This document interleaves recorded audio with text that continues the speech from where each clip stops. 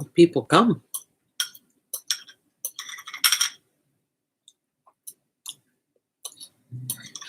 I'm not seeing it on your channel yet.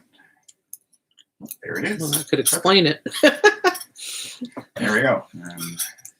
We'll need to see it Yep, to here we are. join. We're good. Excellent.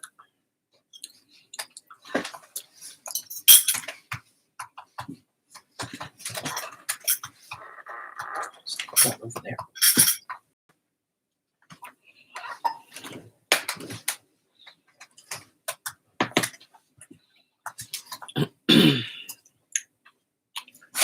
You watching me?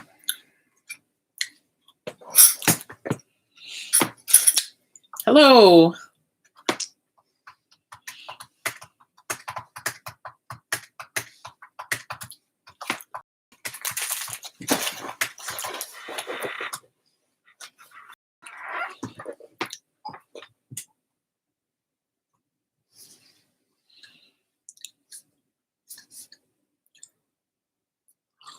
Presumably more of them you're not considered to be watching, so there's someone out there.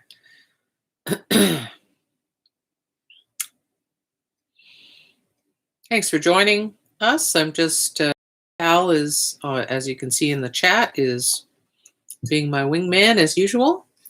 And I'm just going to wait for a few more people to arrive.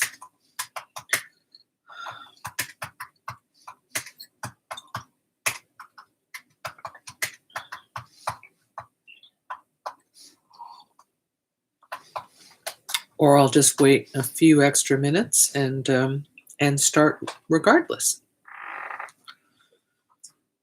Up to 4 or so. Thanks for joining us. Please say hi in the chat if you're able to. If you're watching on a television, of course, you will not be able to. But if you're on a device that means you can, that'd be nice to be able to say hi. Hi, Gerta and Slade. Hi, Val. Nice to see you, in a manner of speaking.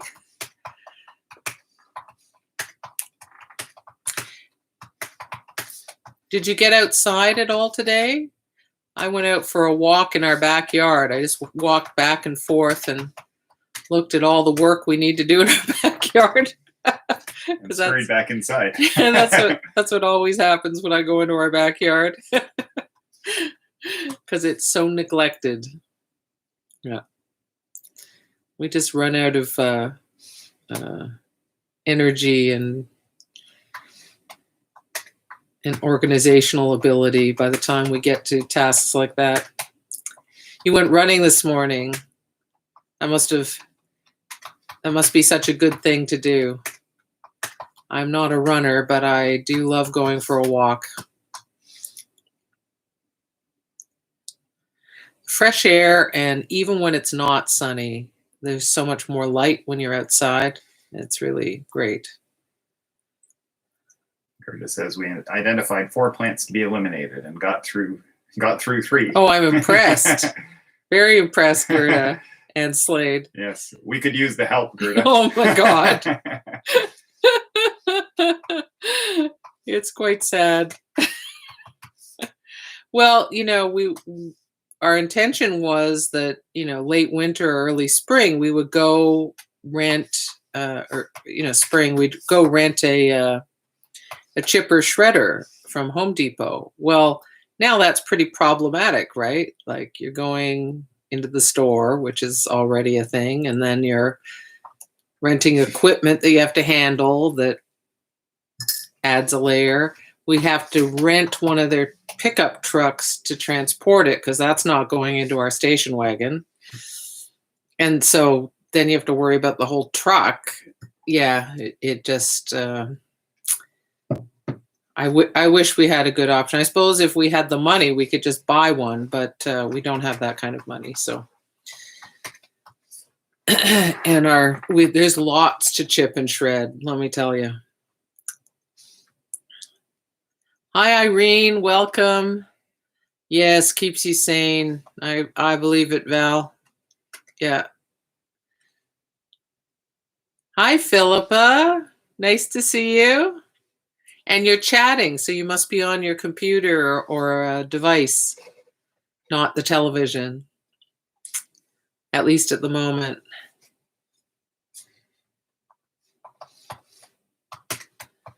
Yeah, that's great, Val. Starting later in life can be, well, midlife can be really helpful because your joints haven't been worn down.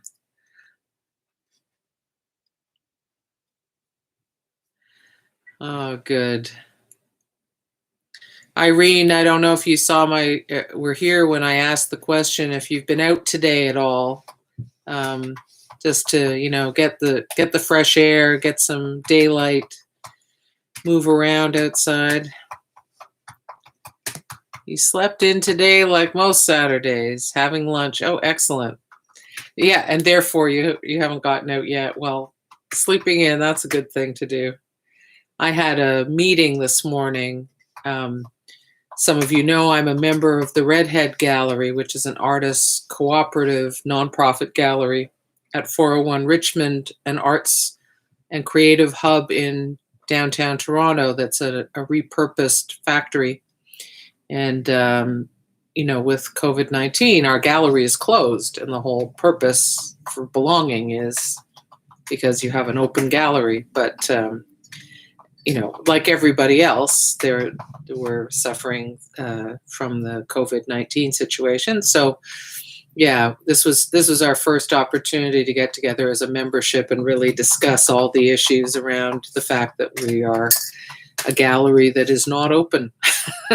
So, yeah, so that will be ongoing as things change. What's on the art menu today, Kim? It's funny, he's right across the table from me, but he feels he must ask questions via text. Don't want to interrupt the flow. Oh. Yes, for now, Philippa will be moving into the other room. Yeah. Oh, you were out very early and then did a virtual yoga class. Oh, you guys, I'm impressed. Okay, so I hope, it sounds like everybody's keeping pretty busy, if I'm not mistaken. Like you're establishing some new routines and having new activities. Irene, no, I can't see you. It's just the text. You can see me, but I can't see you. And Cal can't see you either. I think that finding new routines, and maybe they're somewhat different, not just for practical reasons, but because our needs are different during this time.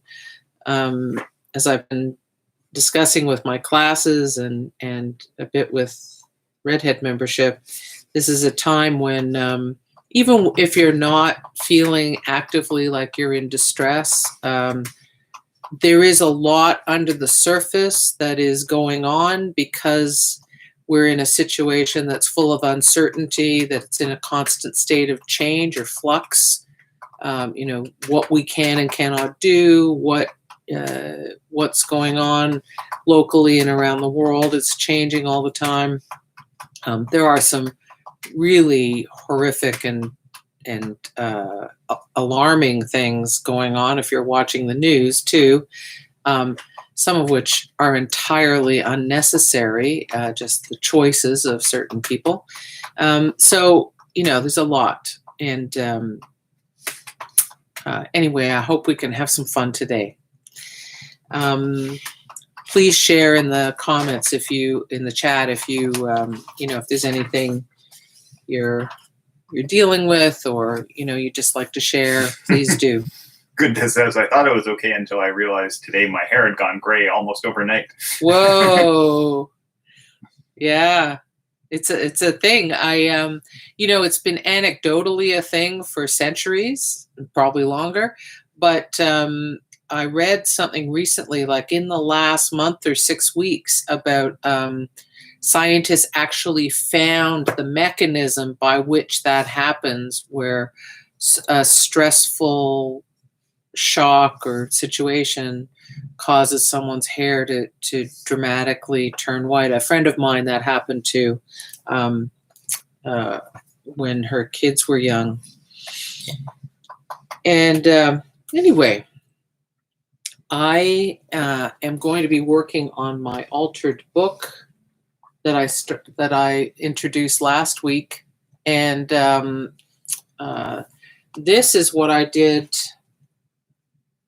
last week. I extended this bug, I extended these lines. This clearly was not like that, and I developed a lot of lines in the mud and extending out.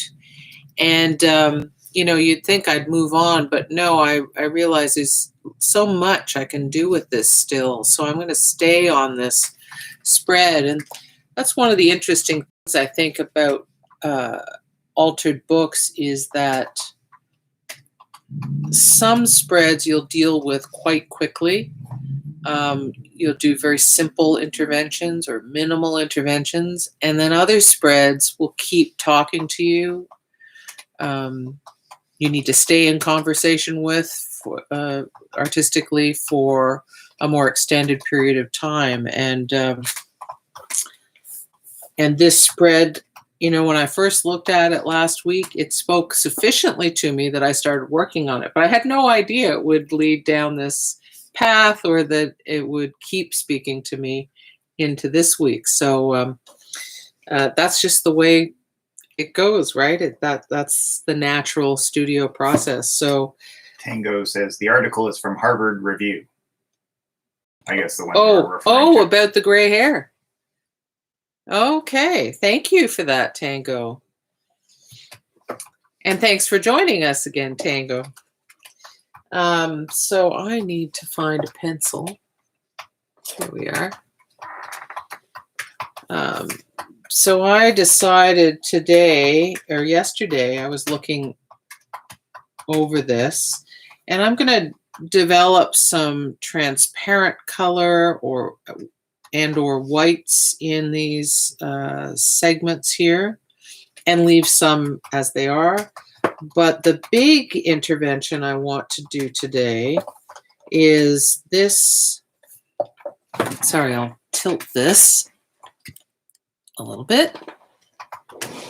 Push it back a little bit. Here we go. That's better.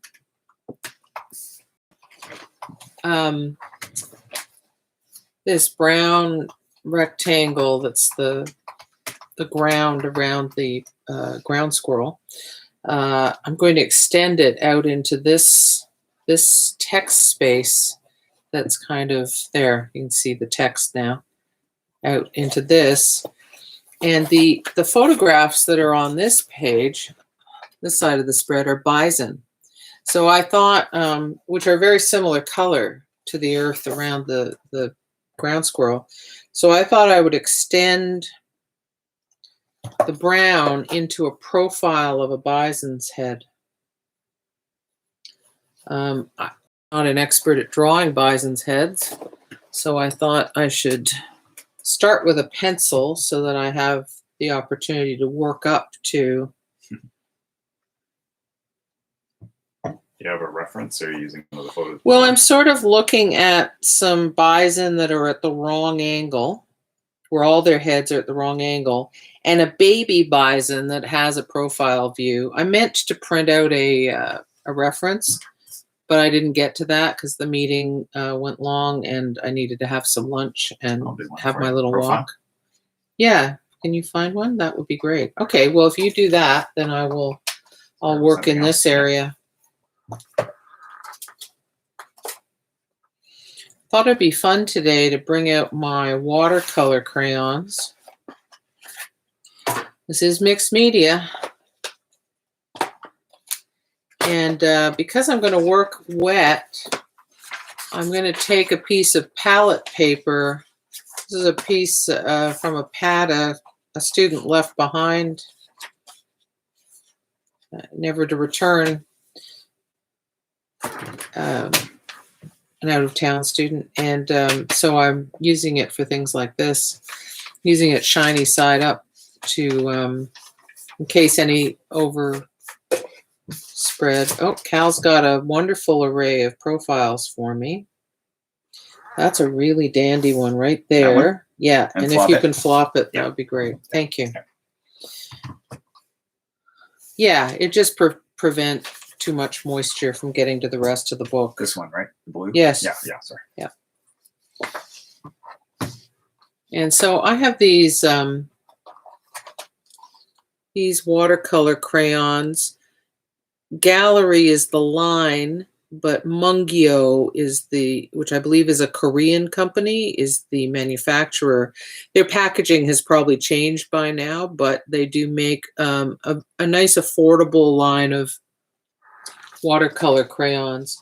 Whereas the original brand that I think came out with them was Carandash, which is that Swiss or something?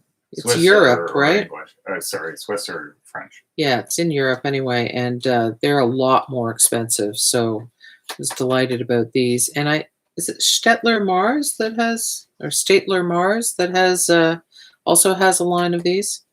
Cal has a big box, or 2 big boxes actually. Okay, just give this a moment's thought. Maybe if I bring a couple of whites in, that will help me respond to that.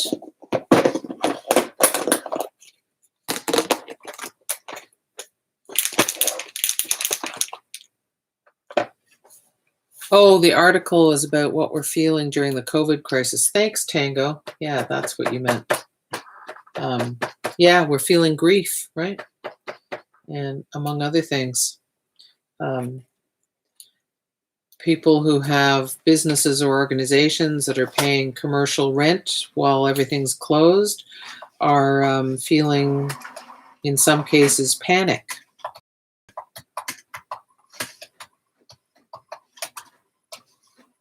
Oh, this is always a tough thing. What am I going to change up to be white? Okay, I found one. Found one because it's going to interrupt the rectangle of the brown, and that's an important thing. You know, when you're doing an intervention into something, it's important to genuinely intervene and break up some of the solid edges and shapes to introduce new ones of your own. So how many people are brought some art supplies or a project? It doesn't have to be art or craft related even, to work on while you're at the party. I'd love to know what you're working on. If you're working on something, you don't need to be. You can just hang out and chat or not chat, exactly as the mood takes you.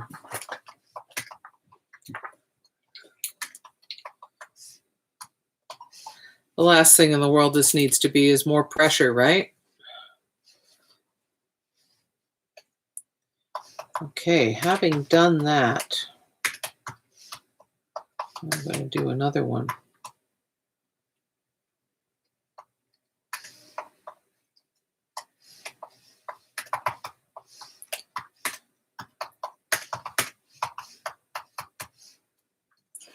Val says she's working on collages, to which I say collage rules, but then I may be biased. Collage is so nice and associative.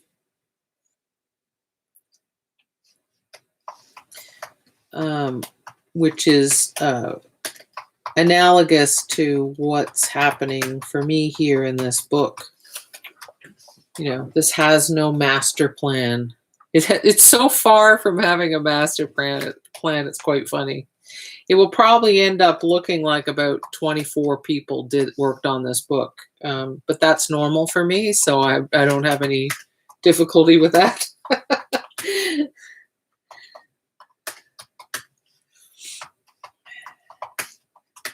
It's like if I didn't do work that had a unifying theme for my exhibitions, they'd all look like group shows.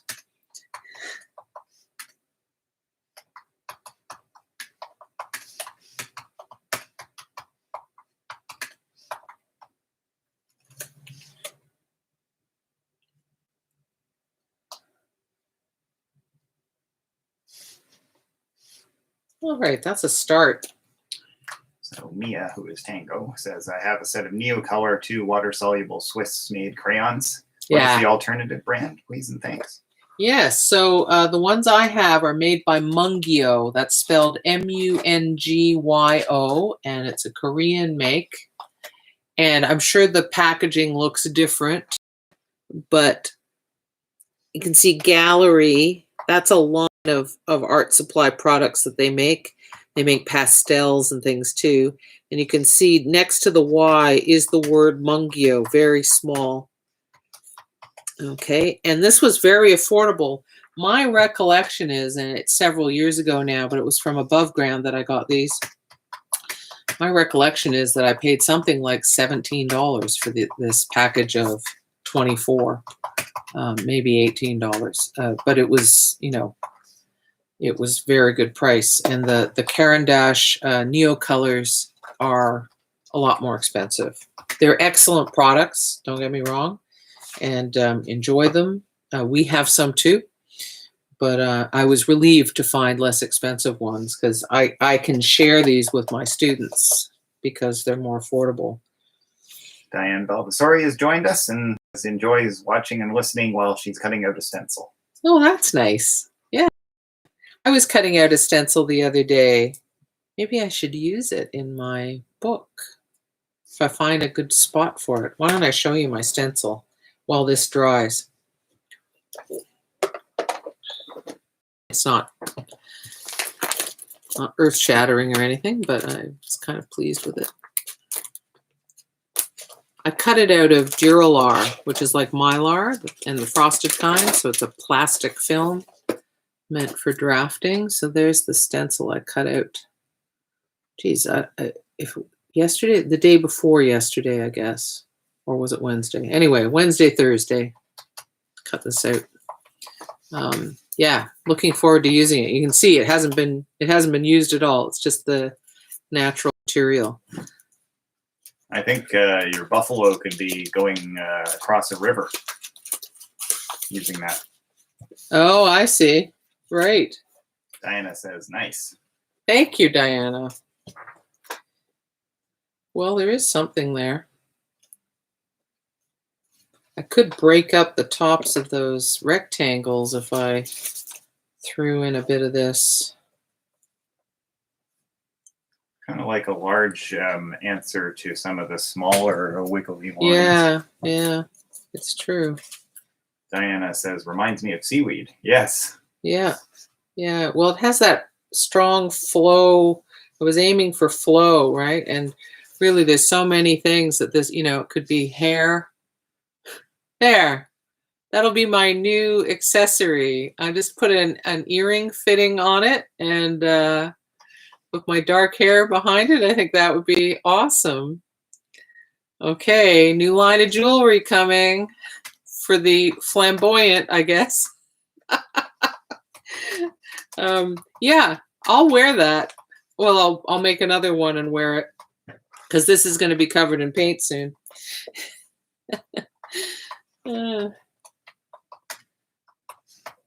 Seems very me. Yeah, there's some painter's tape.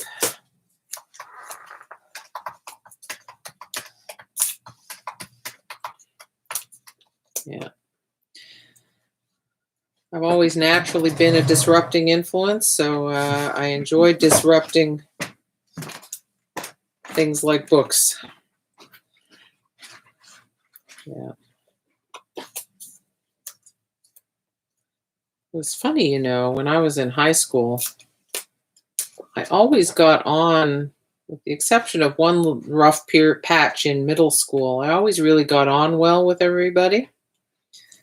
And, but elements of the faculty and administration, actually, really. The faculty I got on pretty well with. They really found me challenging. Is that the right word?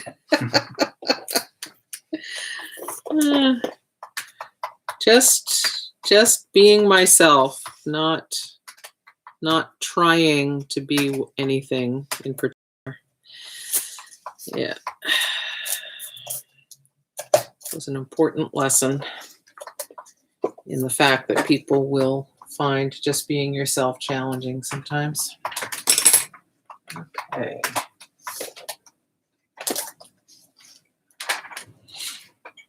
Question is, I'm going to put a little white.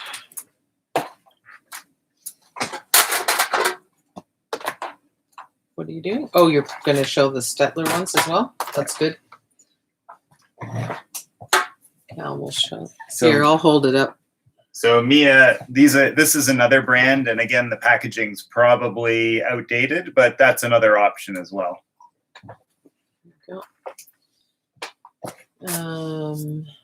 Tango says, or Mia says, nice stencil. Hippie times are here again.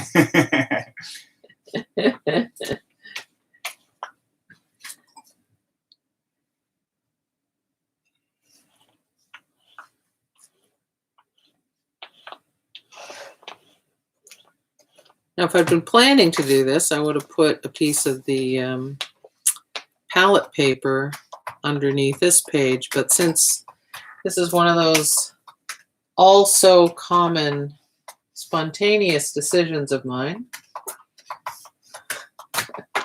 I haven't got that in place.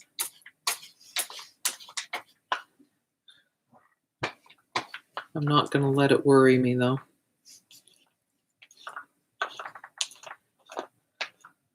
I'm not painting a wall, so I'm not aiming for a, a really thorough, opaque effect here. I like the idea of some text showing through.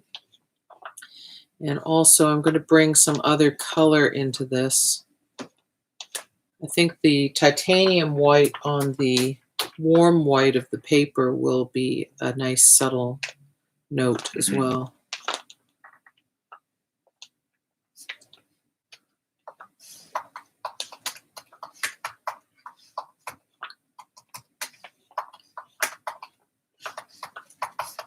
Okay, so the paper's buckling a little bit because of the moisture added. So I'm going to get where's my watercolor pad? Oh, here, I can get this. There we go.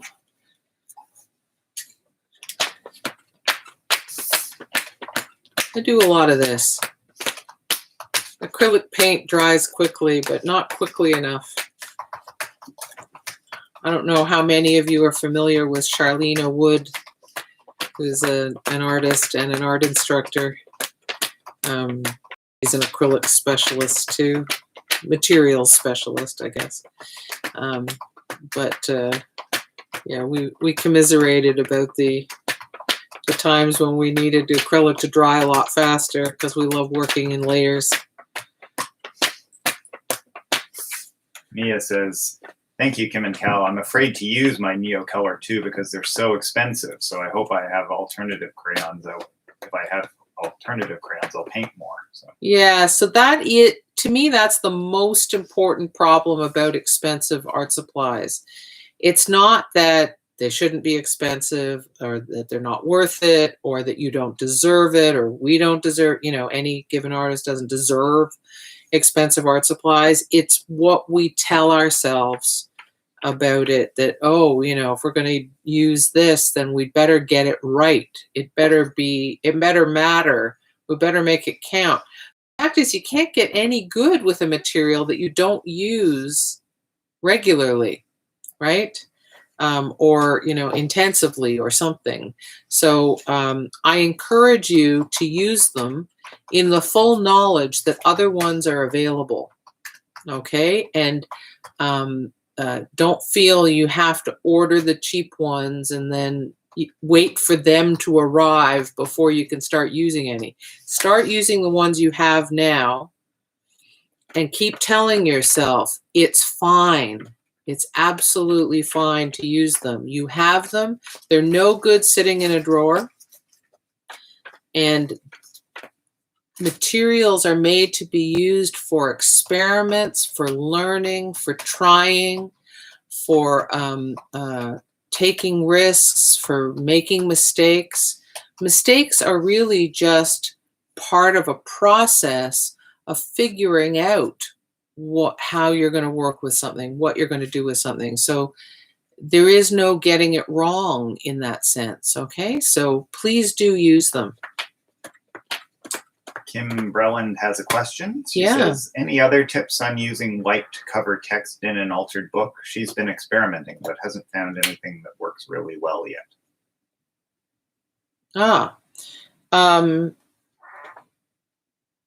Using light. So the most common thing I will do is use gesso. That's my most common thing. Another one is, I mean, you see I've used paint pen here in a fluorescent orange. It's hard to see from the lens probably, but it's fluorescent. And that the white content of it has blocked the photograph very nicely. And when I'm done this, I'll hold it up so you can see that better. You want me to grab some gesso for you somewhere? Sure, yeah. Yeah, so Cal's actually going to get some gesso. Gesso is great because, oh, I've already put that blue out there. Now, where's my roller? There it is. It's the problem when I'm talking and doing it at the same time. I lose track. Okay. Gesso is meant to be opaque, and that's the beauty of it, right? Paint pens, acrylic paint pens, especially the ones that are good at being opaque. Two brands that come to mind for that are the, it begins with a P, Posca and Molotov. They are good choices of brands. Okay, let's get some blue going on in here. A little more blue in here.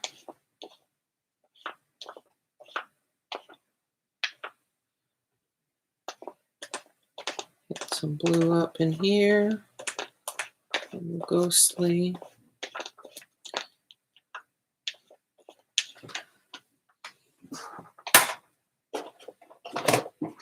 The photographs of the bison here one has blue sky and one has yellow-green grass. So I'm going to play off of that.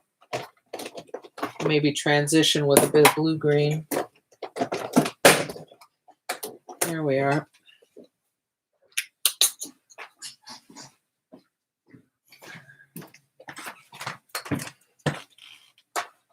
Thank you, dear.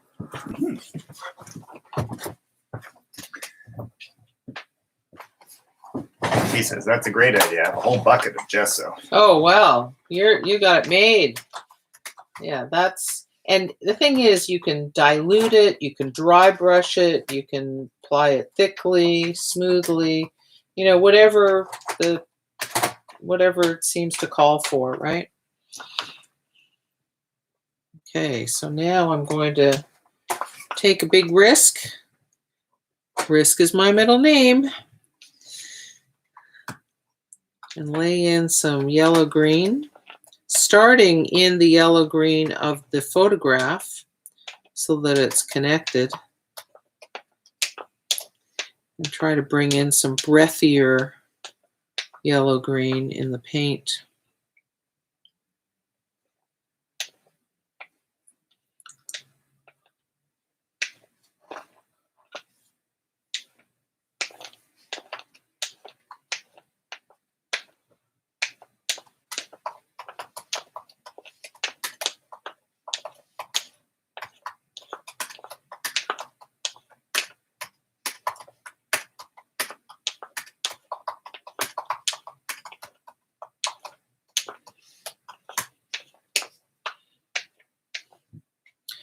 And I can always work back in a little bit of the white if I went too far with some of the color, or if I feel like it's not opaque enough or whatever.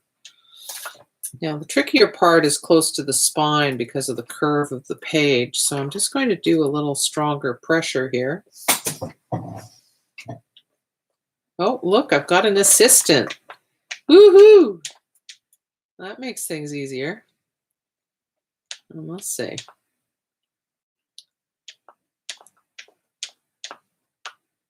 Excellent, thank you. Okay, so now it goes close to the spine, which is much better feeling. I'm going to take this off for now so I can see what I've got. And very carefully peel the tape off. I don't want to damage the printing or the paper underneath. I got a little bit of paint on here, but that's fine. It's just connected up in a sense.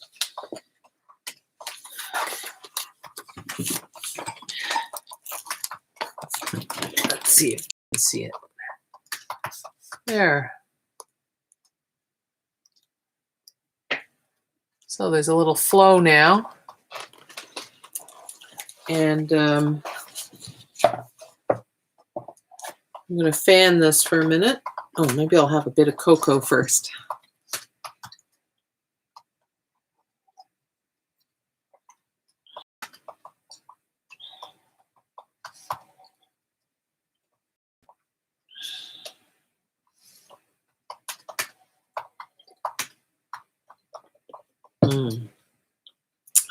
Good.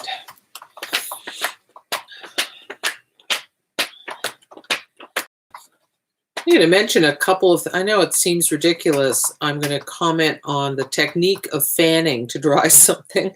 Of course, you can use an electric fan, you can use a blow dryer, whatever. But if you're, for some reason, in a position where this is the kind of drying, fanning you're going to do.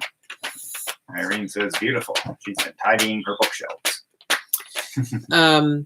Make sure what you're using has some rigidity to it. So these are flopping around, but this backer board has rigidity. That's really important because it's about pushing the air.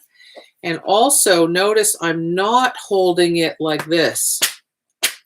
This probably moves about 1/10 of the air that my whole, having a firm grip on top along the longest dimension and then going back and forth. Like I'm blowing everything within 1.5 feet of me because of the volume of air that can move with it, the same amount of effort. So yeah, don't waste your effort.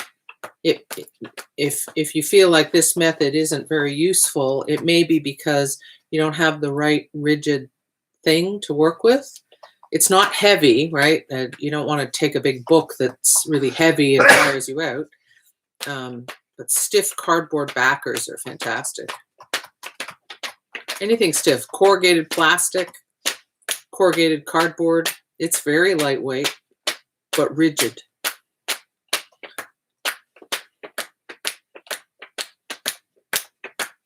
I just want to give this paint a chance to set up before I start sketching in my, I think that's probably good enough for now. It's not dry, but it is set up.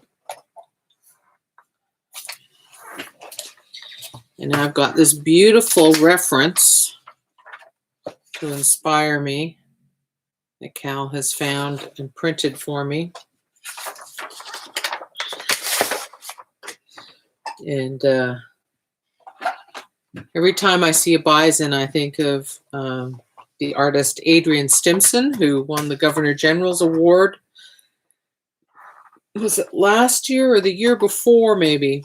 And was one of the Governor General's Award for Arts winners. And Cal and I were lucky enough to have him as a mentor at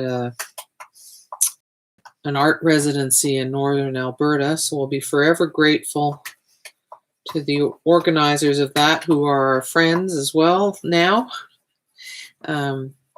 for arranging that. Adrian's an amazing, he's a Blackfoot artist from Alberta, and one of his alter egos in performance is called Buffalo Boy.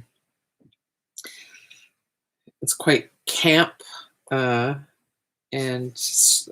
with surreal elements, but the Bison obviously figure largely in his people's history, in colonial history, and in his work. So I seem to be going for quite a large, maybe larger than I should be. Yeah, probably larger than I should be. Okay. I better scale back. Mia says you've inspired her so much she's gonna break out her Caran d'Ache Neocolor out of its. She's gonna Fabulous. Today. What better time, right? Here you are. Your morale's been boosted. You're in the company of others also working on art. Like, this is a great time to do it. Good for you, Mia. Okay. Oh, is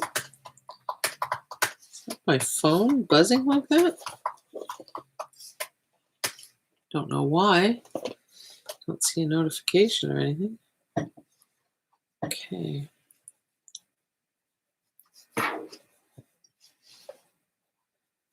Okay. They have amazing heads. Quite a few years ago, I went on a solo road trip around a big part of North America. And at one point I was in Alberta on an island that is a national park just east of, I'm going to mess this up, I think it's east of Edmonton. Someone let me know in the chat if you know the island I'm talking about.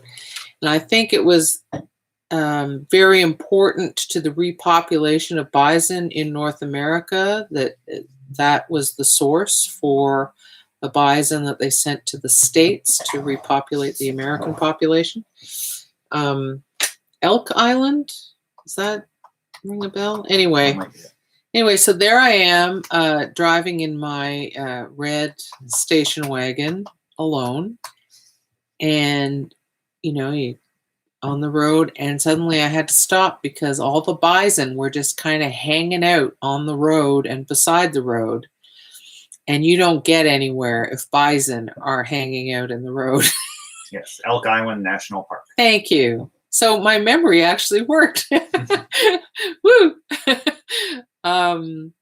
Great place. Really enjoyed it. Lots of bison and beautiful wildflowers. But it was quite intimidating. I loved being so close to them, but it was also scary because they're built like, Mack trucks are built to be as sturdy as they look, right? Yeah, they are substantial animals and wild, and therefore unpredictable. And the last thing in the world you want to do is piss them off. So, yeah, I wouldn't have been as close as I was, but I guess there was a curve in the road. And so by the time you went around the curve, there you were, right? Because I normally keep my distance from wild animals out of respect for so they're not stressed. It's really important, actually. So, question from Kim Breland, because I mentioned, well, you did too. Yeah. Irene Stimpson. She says, "Is Buffalo Boy anything like Miss Chief Eagle Testicle?" Yeah, they've actually, I think, done some collaborative. That was the next question. So collaborative performances. Yeah, so that's Ken Monkman. Yeah, do you remember the name of the woman that Adrian's also Indigenous? Oh yes, yeah. There's an Indigenous woman who does a character for performance. It has a clever name, but if it comes to me, I'll mention it. But this is this is some cutting edge stuff that's going on in Canada. Some astonishing Indigenous artists, including young ones coming up. All right.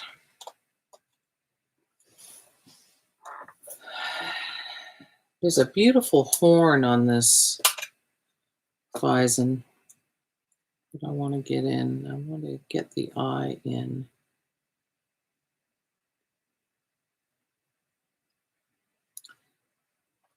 Their foreheads are massive. That's one of the things that's astonishing about them.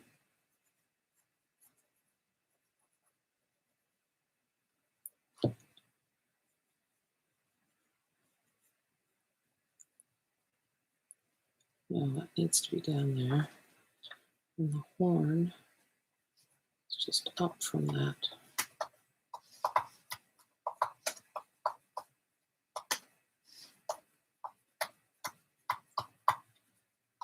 You may notice when I'm drawing, trying to figure things out, I keep my tool moving and I might draw like 30 lines in a place as I'm trying to determine, always slightly adjusting, moving over until I hit the sweet spot. Because it helps me recruit the part of our brain that is really good at comparative. So I draw a line and I compare it to what I see, and I can see that it's wrong. So I immediately draw another line that's somewhat adjusted and do that comparison again, and so on until I get there. But I just keep my tool moving the whole time, I guess because I'm doing that comparison rapidly. I find it's in my figure classes, I have taught students to work that way as a way of getting to interesting drawings too. Yeah, see, now I've corrected where that eye is. So, you know. That's not true. Didn't you draw a bison in your maybe it was moose. Oh, I drew it. No, that was Adrian's postcard. He had a bison on, a basic bison, and I embellished one. Oh, sorry. Yeah. No, I was thinking of the sketchbook, but I think it was a moose. Yeah. That was fun, actually. And again, I'd never drawn a moose really, so that was interesting. Cal was reminding me. He thought it might have been a bison, but it was a moose. Has anyone else here done the sketchbook project by the Brooklyn Art Library? It's an annual project, and you order. They have themes. You pick from among the themes. Quite interesting, the themes. I think you can also do an unthemed one. And you order a sketchbook from them, so they're all consistent. They're a kind of Moleskine sketchbook, and slim and nice size to work with. Not too big, not too small. And then you send the sketchbook in, and it becomes part of the permanent collection at the Brooklyn Art Library.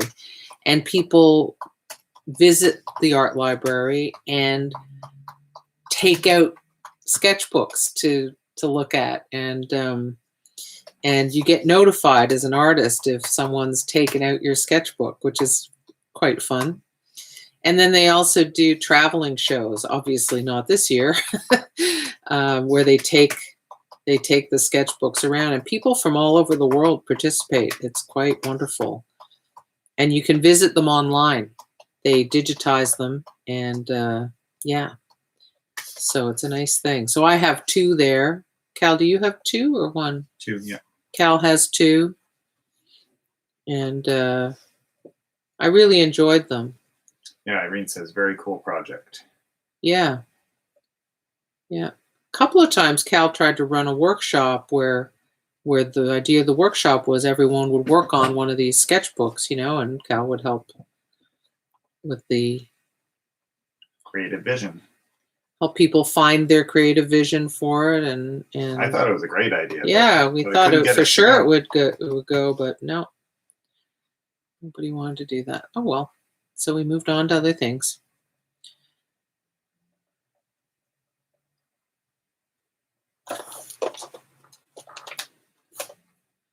So the pencils I'm using are watercolor pencils. So they look very faint right now. I'll probably be shocked when I make them wet, you know, because I'll be used to them looking like this, but I'll show you in a minute what the package looks like. It's good that it's faint to begin with because it gives me a chance to, again, correct.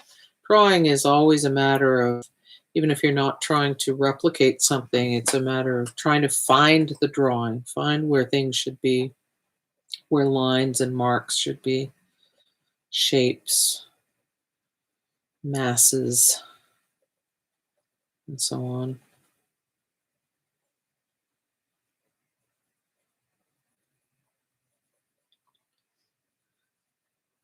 If anyone new has joined in, please say hi in the chat and let us know where you are, and if you are working on something of any kind during this party, what that is, if you don't mind sharing. It's always fun to hear what people bring to this.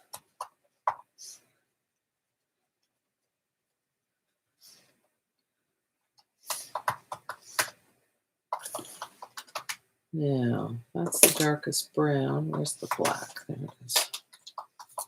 I guess I should get a brush.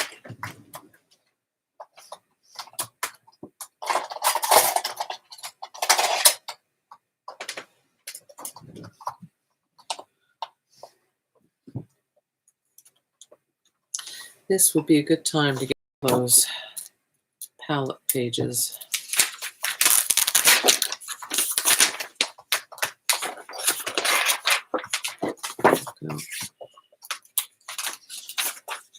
So this page is multiple pages glued together, maybe 3 pages glued together.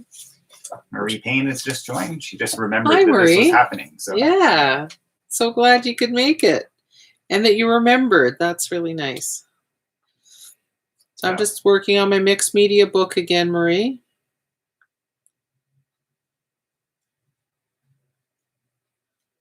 Have you brought anything with you, or are you just hanging out or doing something else while you're at the party?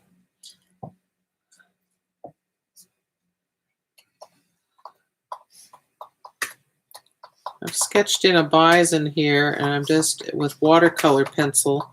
So I'm just getting the water out to move the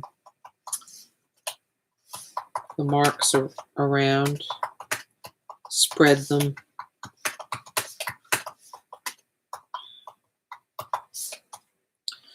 I should have used water-soluble graphite for the graphite part.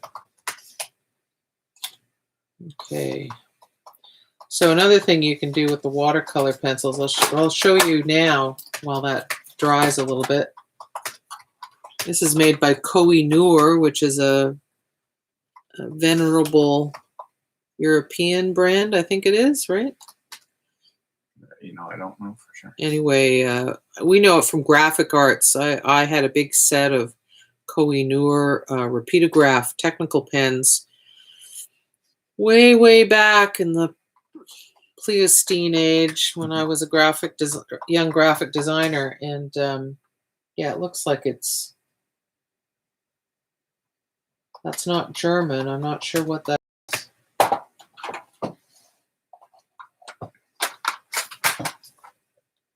They have a multilingual package. Anyway, so you can apply the watercolor pencil and then wet it with a brush. You can also dip it. Let me see what happens when I do that. Yeah. So I'll get stronger, this dark brown pencil, stronger dark brown when I dip the pencil, because more of the pigment will come off on the paper. Marie says she's just hanging out this time. Curious. Oh, that's fine.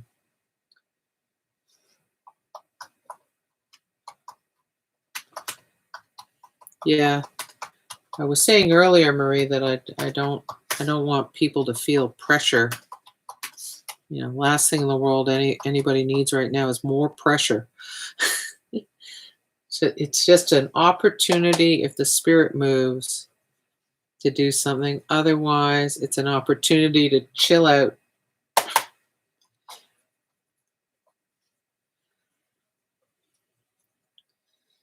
I was getting pretty stressed out at my meeting this morning, so I was looking forward to working with my hands again. There's something magically balancing and grounding about working with your hands, whatever form that takes, you know. My dad used to tinker with electronics, as he was an electrical engineer.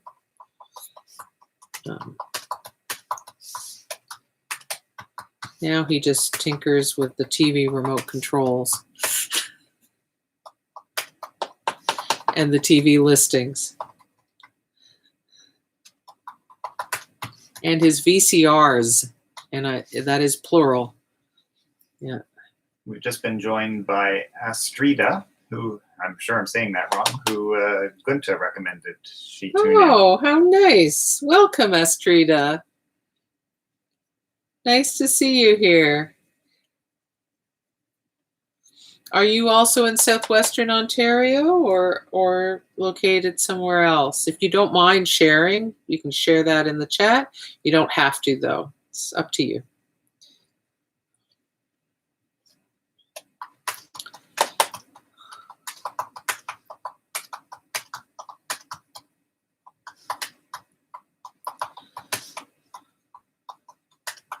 So for people who are just joining or recently joined, I'm working on my mixed media book that I introduced last, mixed media altered book. So it's an existing book. It's an old science supplement to an encyclopedia set.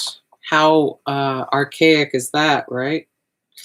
Our encyclopedia sets used to be so expensive and valuable pre-internet. They were what we had instead of internet, that and libraries. And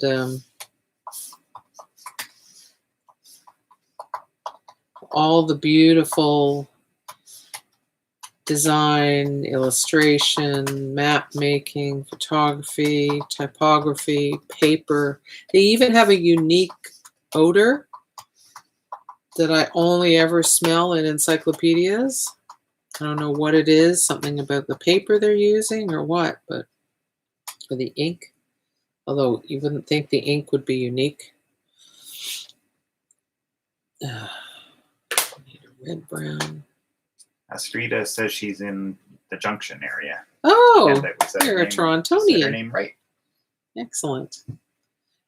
Well, very glad to have you here. Did you happen to bring anything you're going to be working on or playing with, Astrida, or are you just hanging out? She was having lunch at the moment, but she Right. might. You can ask her. Are you moving on to anything, Astrida?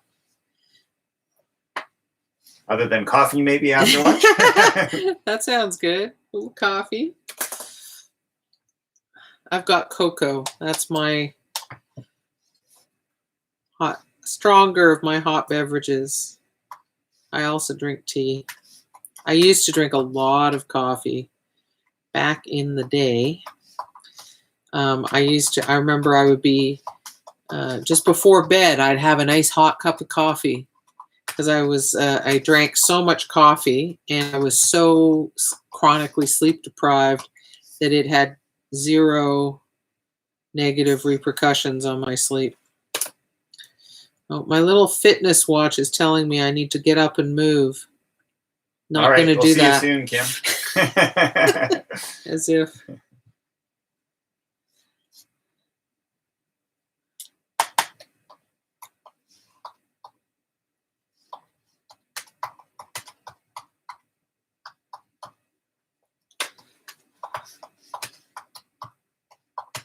All right, time to bring some darks into this.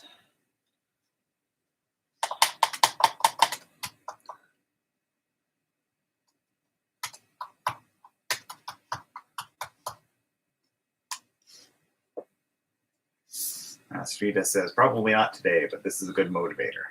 Oh, good.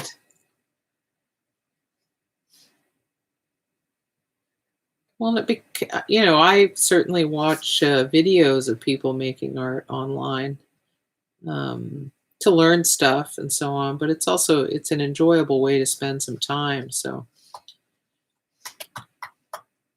I find. Certainly better than the news.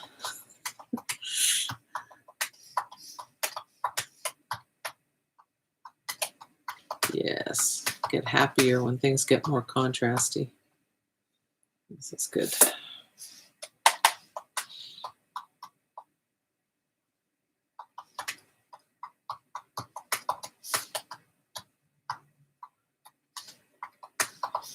Yeah, so you know how I built this up, first going dry with the watercolor pencil and then coming in with a brush and water to distribute it and make a wash out of it. That's a great way to lay down a base, and then I activate the surface with this more intense. I can't hold it up. I can at least hold it closer. You can see it's getting its blacks put in now. Before we're done here, I will I'll make sure I stop early enough that I can fan it and hold it up so you can see what the marks look like across the surface. Now I should find my dark brown. There it is. Work in some dark brown into these blacks.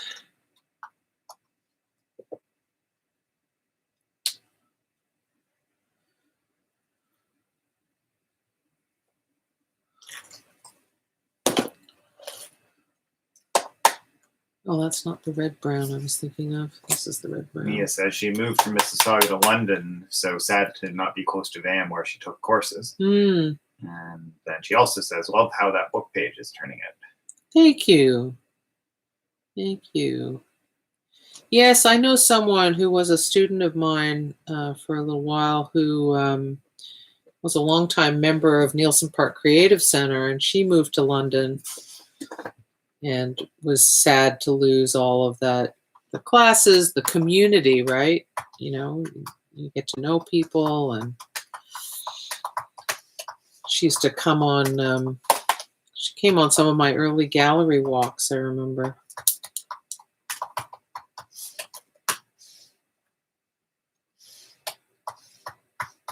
I was going to be doing some gallery walks again this spring. There are obvious problems with that this year, although I am investigating the idea of doing virtual gallery walks with the added bonus that because they're virtual, I can make it any museum in the world as well as any commercial dealer that has a robust website.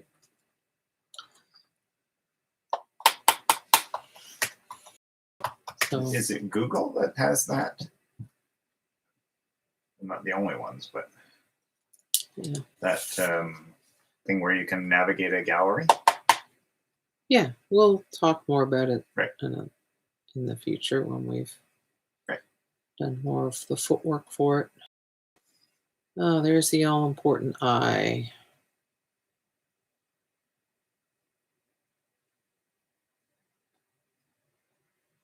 Yeah.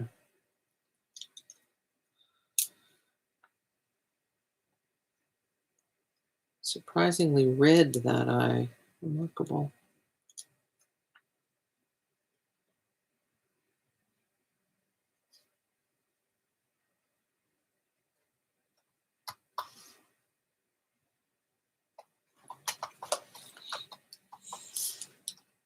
I feel like I should get some more close to the brown.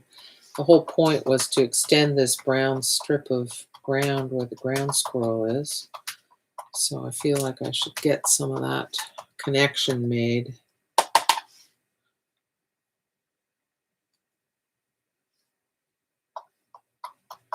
The important thing about making connections between areas is to not just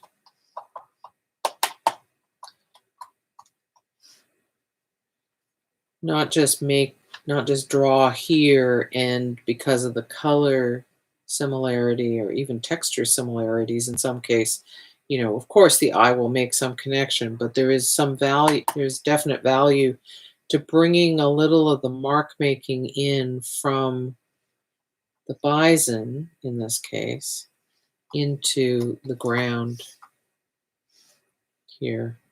What color did I end up using? Having trouble seeing my own work here. Yeah, for me, one of the, I mean, there's so many effects, right, that our situation has on our lives. For me, one of them is I can't go get an eye appointment and get a new prescription, and I really need new glasses. I need new glasses because these lenses are really scratched up, so it's getting hard to keep them clean, hard to see out of even when they are clean. But I also need a somewhat different prescription, and it looks like I'm going to have to order some glasses with the old prescription. So that's sort of annoying. Because glasses are expensive. Especially once you need more than single vision. I already needed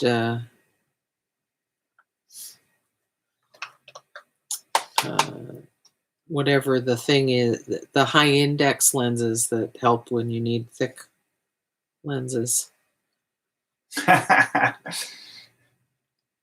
What? Gunta says, "You are a delightful, calm, white noise as I continue to be slavishly precise, making the monotone self-portrait for Cal's class. And yes, I am still working on the nose." I love it. Oh, Gunta, that's awesome. Irene says, "Hi, Kim. My optometrist did an excellent job for me. I can give you the information." Sure. Or remotely, is that what she means? I think just in general, I can't imagine that there's any remote way to do eye testing. But do let us know, Irene, if there is that you're aware of. Yeah. He says he gave me an excellent prescription. I have the best eyeglasses I've ever had. Oh, that's great. The gift of sight. It's a wonderful thing, isn't it? In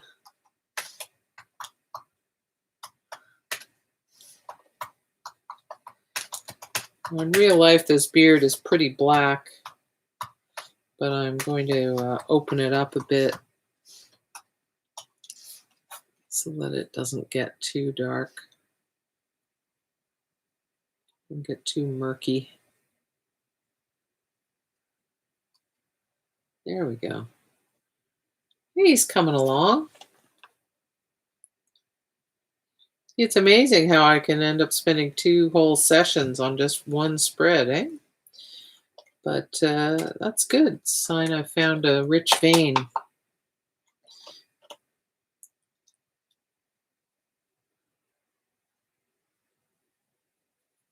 How is it taking on the glossy paper? It looks like it's sort of taking, sort of not.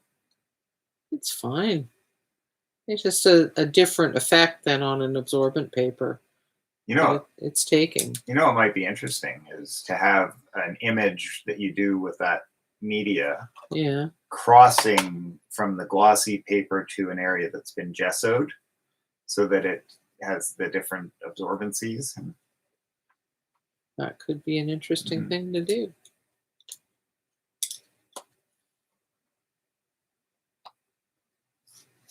Throw in some red brown here. And it's lovely because some of the blue and yellow green are coming through the flowy lines, and I like that because it's integrating.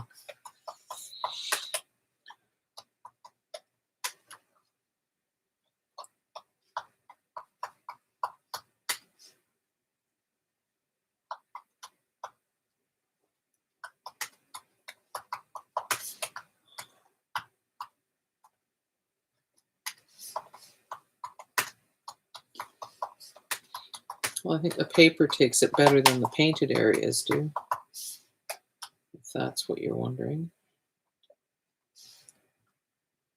Irene says, "Now I just use one pair, so that works. So they work so well." Yeah, that's good. Irene says, baby, I'm in Eglinton in Toronto. Right. Oh, sorry. I will call them, and you can make an appointment with him when possible. Carry 2 pairs with me. Aggressive ones were mostly good for distance and driving. Now she just used 1 pair. So. Yeah. And I've just put out a flash poll. Favorite vice during COVID? Bonus points for originality. Vice? Yeah.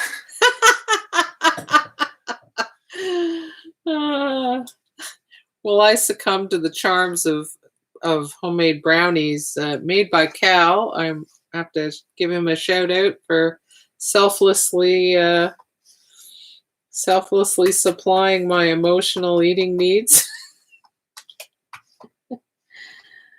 Just because I was so tired, and he could see that.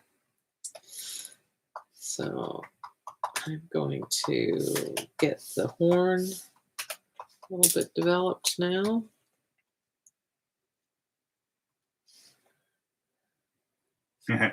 Irene says, sleeping enough. Sleeping enough, yeah. Sleeping enough is awesome. Normally you only get to do that in the summer, eh, Irene?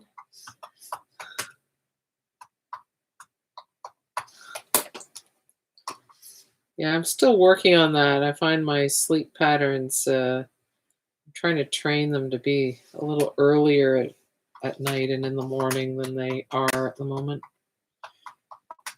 It's a challenge.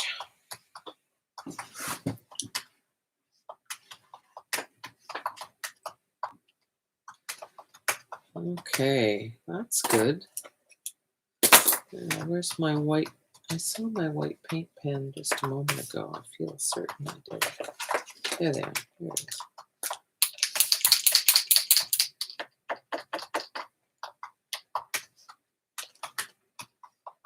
Really mixing up the media here. Bringing in my paint pen to subtly define an edge.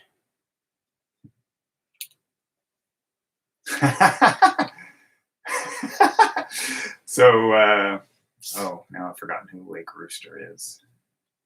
It's an A.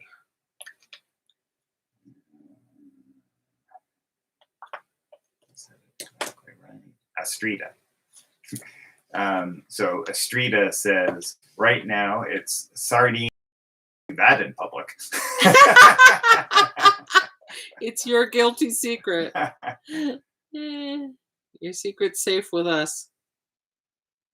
Irene says, love the paint pen. And Val says, chocolate. Yeah, gonna love some chocolate. Gotta love some chocolate. I realize not everybody does, but it's hard for me to imagine, that's all.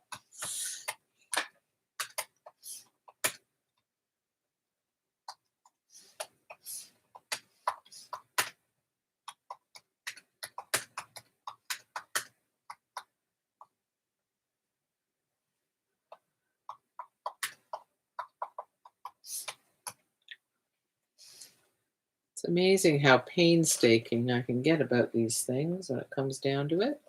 But your inner patience is creeping and seeping out onto the page. it is. It is. Oh, I know the missing thing. So I have to let that iris dry. Where's my fan? So that I can put the highlight in the eye.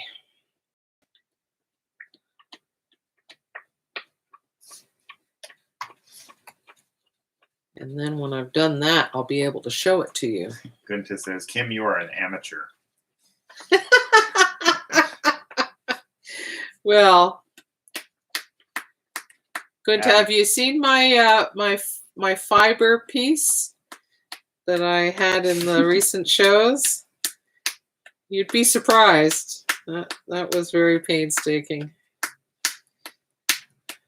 Different way, but Astrida wonders if you will eventually be removing these pages from the book or working through the book. Through the book, yeah. Yeah, so it is an altered book, and it will remain a book. Some pages get removed just to make space for the pages that I'm making that as they develop thickness. Some pages get removed so that I can collage from them back into the book. Some pages I glue together, and I have I don't have a plan. A plan would be way overstating it. I have an idea, the germ of an idea that involves punching holes through multiple pages so that it creates a dimensional hole, and then playing around the hole. So, you know, stay tuned. Come back for more virtual studio parties, because this I realize this mixed media book, altered book, is the perfect project for this the studio parties, and I'm going to be using all kinds of different techniques in it. Mia says Kim has remarkable art patience. And then she also says, do you sometimes use the words in your collage, like found poems? Oh, so I am certainly open to that. I haven't yet in the book, but don't think it won't happen. I'm inclined to think it will. Astrida says, good kind of germ. I'm not sure what she's. Germ of an idea. Oh, right. Yeah. Right, yeah. Yeah. And, you know, I think it was last week I mentioned the idea of starting points. Maybe it was during a class last week, so it might not have been here. But sometimes I get a eureka, right? And I have an idea, and it is a fully developed, remarkably detailed and vivid picture in my head of what I'm going to do. And that's awesome.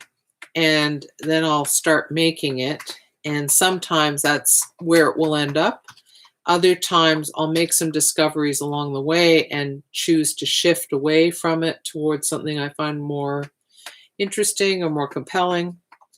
Although often those fully formed ideas, they often stay with me, and maybe I'll get to them later.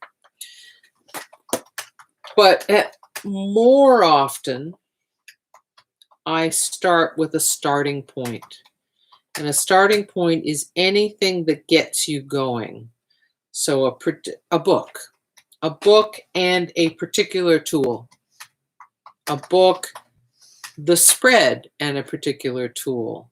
And it's a starting point. And once you start with it, like last week, I started with extending the leg of this mite, microscopic image of a mite, and causing it to cross over into another photograph. And that started the cascade of interfering with the photographs and extending and connecting and so on.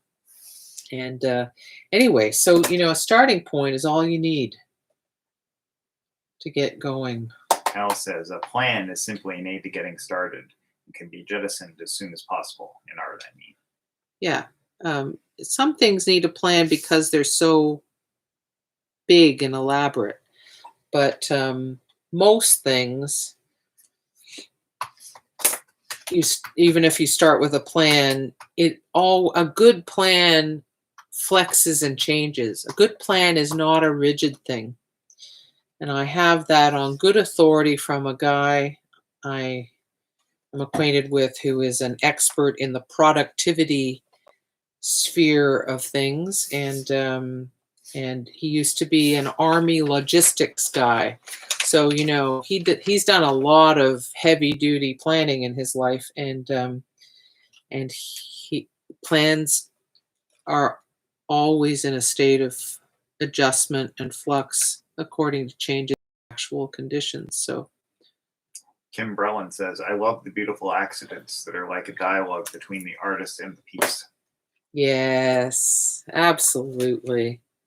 I mean, that's the magic, isn't it? Where would we be without those? Mia says, I wish a full plan would come to me. My art is mostly what Kim said, accidents, dialogues. That's okay. That's okay. I don't know that I'm that usual. I think, I know professional artists who've gone their whole career with hardly ever experiencing that full blown vision. That's just a peculiarity of me that I have those, and other people who have them. But I don't mean by that that I'm the only one who has them. Just so don't feel at all like you're lacking anything because that doesn't happen to you. Yeah, they're happy practicing professional artists who have a perfectly good career without that happening. So I just have to let that eye dry a bit. Where's my fan? There we go. And I'm going to knock back the whites I've put in a bit because they're too white.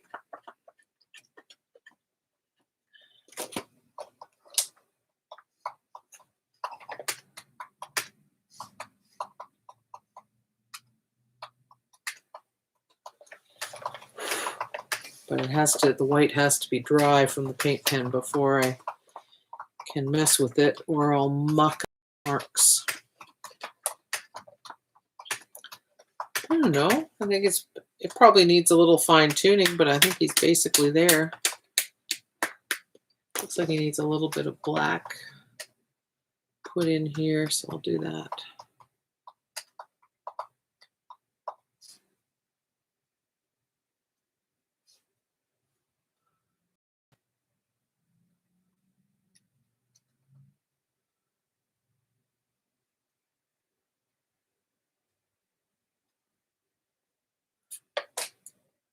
Let's get some darker black here.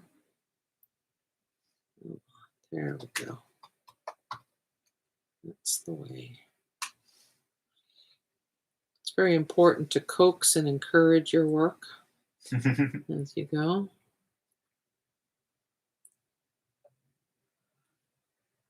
That's better. Way better. Okay. Yeah, starting to cook now. Oh, that horn looks great. Thank you. So I just need to knock back that white a little bit. Is that dry enough that you could hold it up for people? I'm going to in just a moment. Yeah. I need to do this first. Yeah. And there's a little bit of a puddle that needs to dry.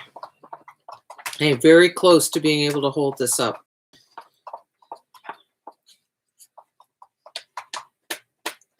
But yeah, the eye is so critical, right?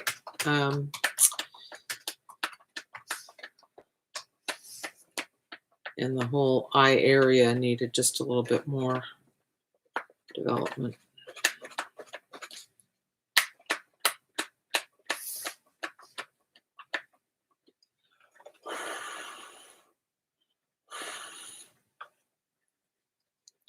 Come on, baby, dry. It's like that song, Burn, Baby, Burn.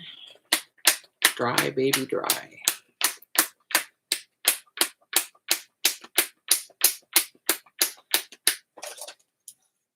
So how's that self-portrait coming along, Gunta?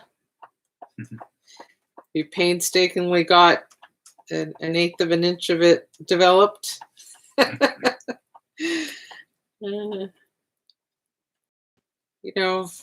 It's a good thing to care about what you're doing. Just try not to, I'm just speaking generally here, and just try not to torment yourself by caring so much that you're actually torturing yourself. Yeah, because then you're white knuckling it, right? And you gotta loosen it just a little bit. So Mia says, looks fantastic upside down. I'm sorry you've seen it only upside down. And Gunta says, hey, K&K, a side benefit to take your classes. I've put at least 7,000 steps with my pup before I can count on him to be quiet while I work. Oh, wow. It's a great fitness plan. Maybe that's what I need. Although I don't know where we'd put a dog. I could take him out for walks him or her out for walks, but the house would be a menace. It just says, never mind, Kim, I'm now on the left eye. Awesome. Progress, right? Progress is very heartening, I find. Okay, take this out. Now I'm going to hold it up.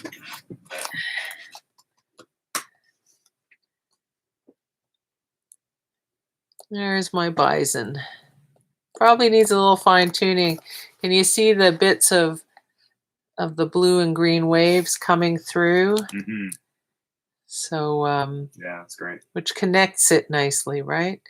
And Yeah. it's really about those connections, you know, connecting one page to the other page, connecting one image to the other image. Did you talk about the fact that you have it sort of aligning with the brown of the? Well, I'll point that out. So the whole basis for the idea was seeing this big brown band here that just stopped, and then this white page started. And I thought that's an opportunity to create some way of connecting the two, extend the brown band in some way. And then I noticed that these were bison, and I thought, well, the bison are pretty much the color and even almost the texture of the ground there. So what I need is a bison in profile. And this is my very first bison portrait, everybody. Just, you know, you were here for this historic moment. I'll have to send a picture of it to Adrian. Val says, looks good. Tango says, Tango. Mia says, love it. Really connecting. Thank you. Thank you. Yeah. The bison god. Watching over his charges. Also, the gaze of the bison and the gaze of the ground squirrel. I see the ground squirrel is pointed that way too. But the bison's profile comes down. So we're getting a bit of a circuit going around the spread in terms of the movement. And this coming in. See how hopefully you can see how good it is breaking up that rectangle, the hard edge with these flow lines. This one's been interfered with more subtly, but it still counts, right? And that's really important. And you know, I love a nice rectangle. I've worked with grids and rectangles, you know, so much in my graphic design career because they're the most common and convenient form for a photograph. Mia says, love how the stencil sort of creates a skyline. It's true. It kind of relates to the sky in the yes, absolutely. Yeah. This one particular, because it has the sky in it and brings a bit of sky into this one, even though the color's different, but then you get the color connection as well.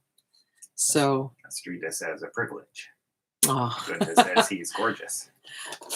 Yeah, I can almost hear him snuffling. That's great. Because the snout is so, they have a great snout, you know. Yeah. Well, I think that deserves just a moment's respite. You're at 3:25, so you might want to take a little break and then think about one little thing to. Yeah, one other little thing. Well, I put some whites into that side, but I didn't bring any color in, so that might be something to do. How are you guys doing? How's the lodge, Val? And I know Philippa's probably in a room where she can't chat now. Did you have a good lunch, Irene and Astrida? You were having lunch too? Am I correct in remembering that?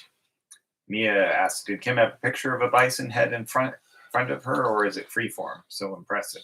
Well, no, I did have a reference that Cal found for me during this party and printed out for me. He flopped it so it would be facing the direction I needed it. And that certainly saved me. There it is. Right, look at that wonderful forehead, eh? And there's that great snout and the wonderful horn, little eye. You just feel the intelligence in that eye.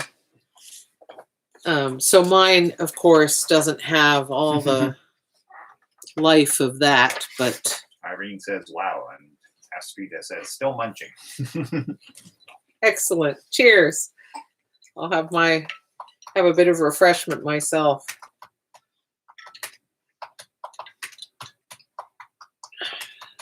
Thank you, Gunta. Thank you, Irene.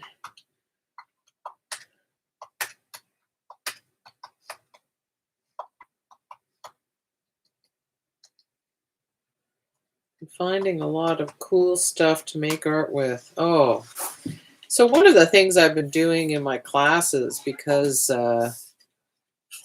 deliveries are taking so long, so we can go shopping online, which is thank goodness, but deliveries are taking a long time, and we are supposed to really minimize our going out to shop, and just for the necessities. So it's not like we can go and wander in an art supply store because they're all closed.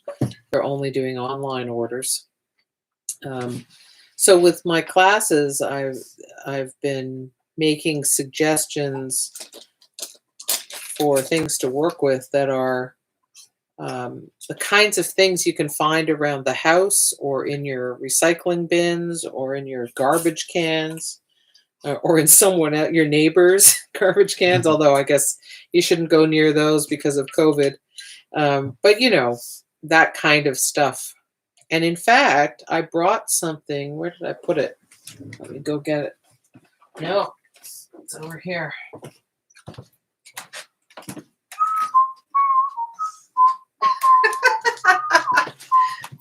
Cal's providing the musical interlude. So I washed this off. I was, out in my backyard walking around, and I came across my collection of snow fencing scraps. My friend Eileen, who's also an artist, has she ever been on one of these parties? I don't think so. Right, that's too bad. Anyway, she was on a walk some years ago, and knowing how interested I was in fencing, I've done a lot of work around chain link fencing and white picket fences. She picked up some different styles of snow fence for me. And you can get a nice close-up look at it. It's awesome stuff, as a visual element. It's pretty great.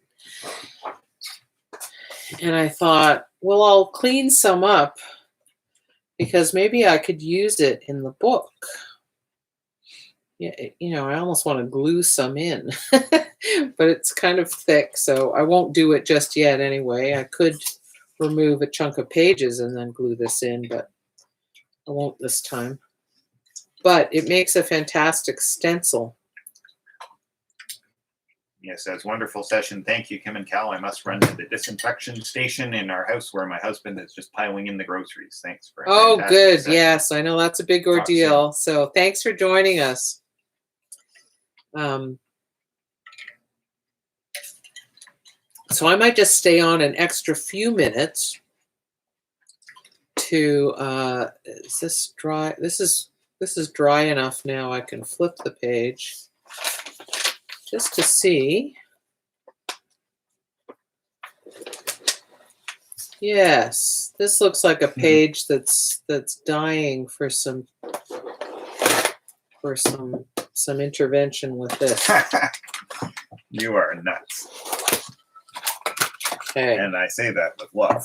Yes, I know. I'm lucky. I'm lucky that way. Okay, so I'm going to put this behind here.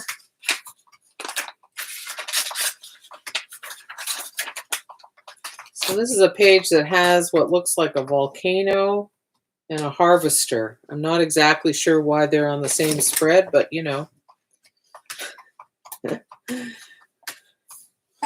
Oh, isn't that interesting? So this is 1972, and the science supplement, and look at what this headline is. Isn't that interesting? Well, I must do something special with that spread. But before I do that, I'm going to do a little intervention on this spread. And I'm going to need a sponge. I said, I love how off the wall you are. And Irene says, off the orange fence. Irene says, we came to Canada in 1972. Did you? I moved to Toronto in 1972.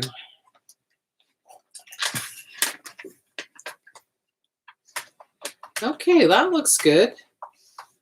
Can you see that? That looks pretty great. All right, so now I have to figure out, well, I think I can't get away from orange. I got to do orange. Orange fence, the volcano. I think it's got to be orange. And Frida says, there's some of that snow fencing around Queen's Park. Looks great with the Scylla in bloom. Oh, yeah, what a beautiful combination. That's great. I guess I'll use the unbleached titanium. So I'm just mixing up a bit of unbleached titanium with orange. Don't let that fence slip, Kim. All right. I'll do my best not to. So this is going to make the orange a bit peachy. But I can layer pure orange on top of it. Problem is the paint is transparent. So, so the orange is not very satisfying.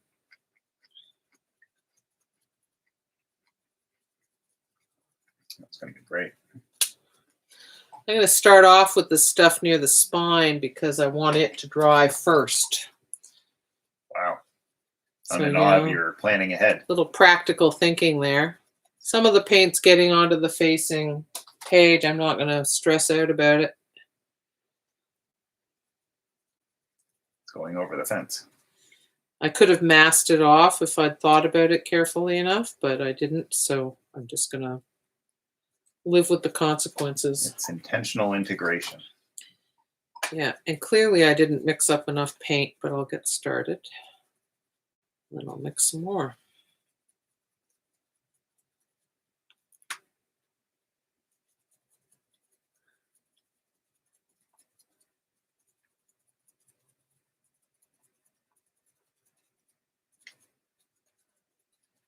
This is just going to be the first coat anyway. I'll let it dry and Actually, then a do second the coat with a slightly different color would actually be maybe more interesting. Well, we'll see. I could do multiple coats and then I could really play with color. Yeah, do some Layer offsets. color. Let's get some more of this. Eat your heart out, Stephen Andrews. Yeah, right. Also a Canadian Governor General Award winner in art. And someone whose work we love.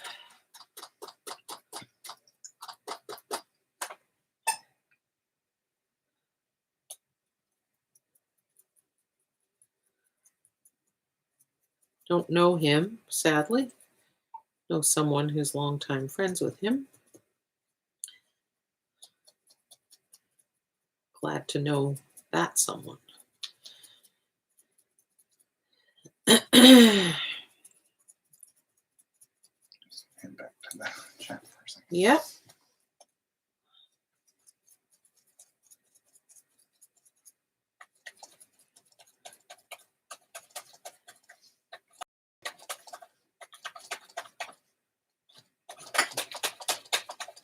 It's good to have that kind of overspray page sticking out from behind. It's not spray, but you know what I mean, just runoff page, I guess, to accept my spongings.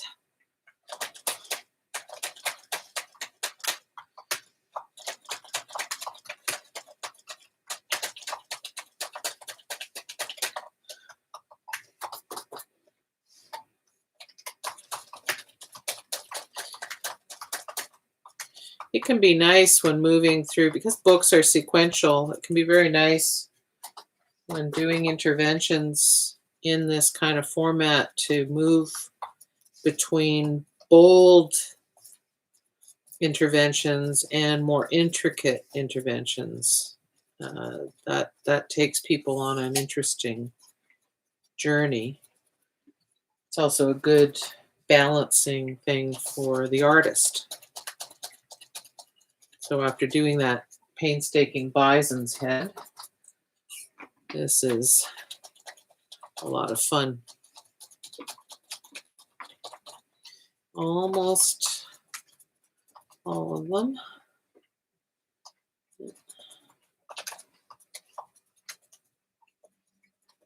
And I like the resemblance of this to chain link fence, which is a favorite form and symbol of mine for me to work with. Oh, that looks like it needs a little help right there. Let's got a big glob of paint there, so why don't I put it over here? There we go.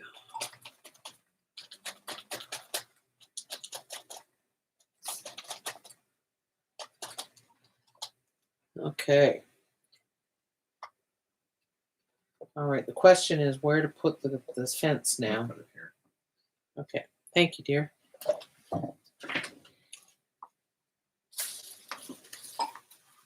Thanks to my handsome assistant. Okay.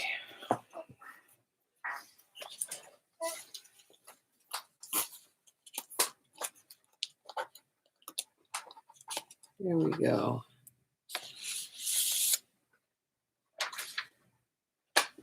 So in real life, you can make out that there's a harvester in this lower corner, lower half of the page here. But really, the spectacular photo anyway is this volcano type photo, and doesn't it? It's ending up connecting quite nicely with this pattern. So yeah, I think next steps, I'll be playing with these negative shapes from the fencing and layering up a little bit selectively. I don't know. We'll see. So the color will get more complex. And I always like that. So probably do some breathy applications of color. I could see some tinted yellow that would dialogue really beautifully. Yeah, with the volcano, Yeah, definitely. totally. I also think some tinted blue violet would be nice, or some Payne's gray in parts. So there's lots of opportunity there, I think, for playing. And some intense orange as well, because this is a modified orange. Yeah, they're blues and violets. There's a blue-green here, blue-violet there, a gray-violet here. So Estrida says, connections cracking up. Thanks for letting us in. We'll check back another time, Estrida. bye, Estrida. Thanks for coming. So I think with that big snow fence stencil, that seems a way to end things, right? Made good progress today with this. I mean, I had nothing on the page with the bison when I started, and now I've got quite a lot going on there. So I'm closing in on finishing this spread. We'll see what comes. And now I've got this spread started with a big bang, so that's exciting. Yeah, I might complete a couple of diamonds of the negatives into this side, just again to connect, so there's a little movement, and then layer some color as well, so that there's a bit of a dance going on there. So I hope you enjoyed that. Really nice having you along. And Estrida says, a healthy change from my obsessive majority report watching. oh geez, yeah, good. I'm glad that you got a break from that. Irene says, beautiful, very inspiring. Thank you very much. Well, thank you, and I'm glad. And so I hope you all know that on Monday afternoon at the same time on the Cal Honey channel, K-A-L Honey, H-O-N-E-Y, channel on YouTube is Cal's virtual collage jam, which is like this, but with Cal's collage spin and his flavorings, including a prompt And so you can hang out there. You don't have to be collaging, just so you know. You can be doing something else, or you can, again, be hanging out. He's quite entertaining, I think. And a lot of people seem to agree because he gets pretty massive turnouts. So, so maybe I'll see some of you there, and Cal will see some of you there. And thanks a lot for watching and chatting. It's so nice to chat with you. Okay. So I'll see you later. You want to put the cover on and maybe mute, and I'll sign off on. Yes, I don't know where the electrical tape went. Just But, use that. okay. Gunta says, "Wonderful stuff, Kim. Thanks for the inspiration. I look less like a sumo wrestler. Maybe I have a bit of a Bison look now." That's great. Congrats, Gunta.